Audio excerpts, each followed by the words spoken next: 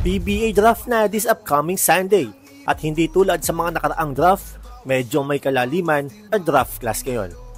Total of 70 players ang nasa opisyal na listahan na mix of college standouts, mga former overseas imports at mga foreign hoopers.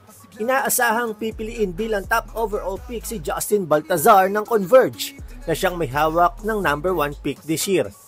Kasunod ng Converge sa draft order sa first round ay ang Blackwater, Terra Firma, Phoenix, panglima ang Northport, kasunod ang NLEX, 7 at 8 pick naman ang Rain or Shine, then Magnolia, Ginebra, Meralco at last pick ang SMB na kukumpleto sa first round. Other notable prospect ay sila Cedric Bearfield, RJ Abargentos, Kai Balungay, Kaylan Chongson, Dave Ildefonso, Evan Nele, Ben Phillips at Jerome Lastimosa. Andyan din ang mga names sila Jonel Policarpio, Mark Nonoy at Brandon Ramirez na mga nagpakitang gilas sa draft combine. Samantala, kumuha ang Magnolia Hotshots ng isang NBA veteran at former NBA Slam Dunk champion para maging import nila sa season opening na PBA Commissioner's Cup.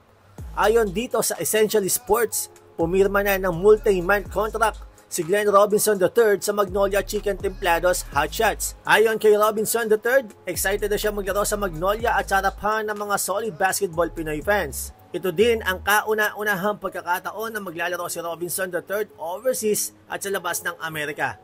At ito rin daw ang kanyang first Asian country na mapupuntahan niya. Bukod daw sa basketball, gusto din daw ma-experience ng NBA veteran ang Philippine culture. Dagdag pa ni Robinson III, narinig daw niya na gustong-gusto daw ng mga Pinoy ang mga dunks. Kaya sabi niya, I will go give them a couple of 360s, couple of windmills.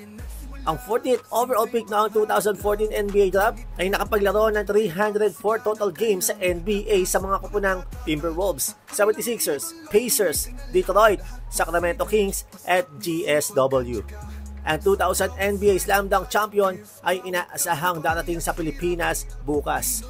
For more basketball updates, please subscribe, like, and follow from the sideline.